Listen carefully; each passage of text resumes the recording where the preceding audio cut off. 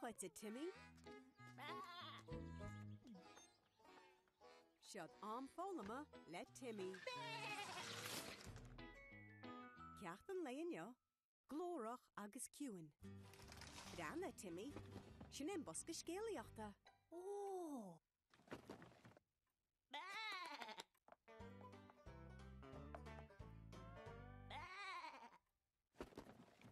Cetáiste hon?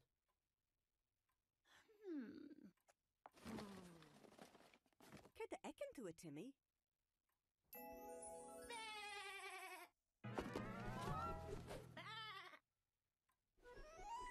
Cad é seo?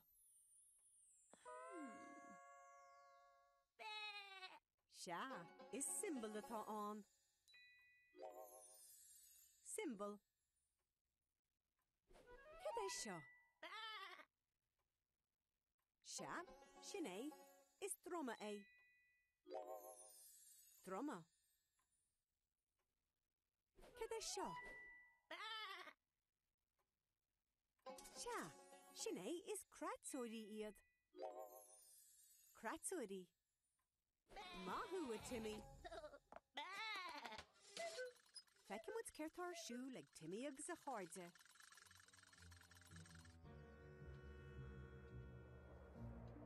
Tá Timmy is súgratíomh mo. Oh, whoa, Timmy, tá sé corbáistí. Goisteach go beo.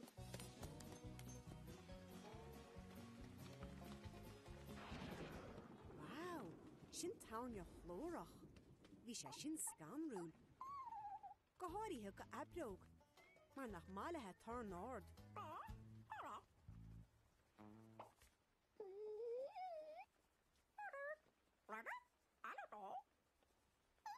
Ná bích imríart a abróg, tá tú sáháil sin seo. Brana, tán bháisteach stoppaí, tán tarneach stoppaí, agus tán hríanna má. Agus Brana, túr cetha álinn.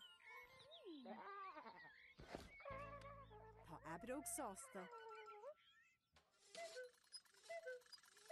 Am gníomhaíochta inis. Ní haíonn tarn áir le habróg agus tá sí bhálach. An féidir le cabhrú le habróg, droma agus cratúirí. Cén ceann is glóraí, an droma?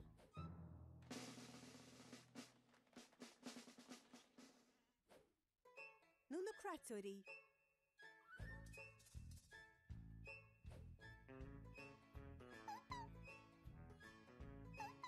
Sia, sin é, an droma is glóraí.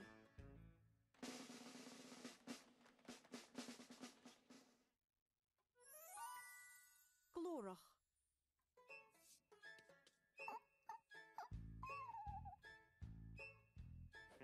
Clagíní agus symbol.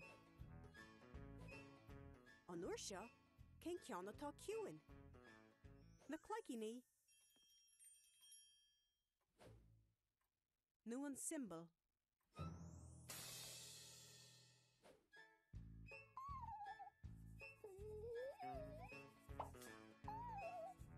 Sia, sin é, tá na clagíní ciúin.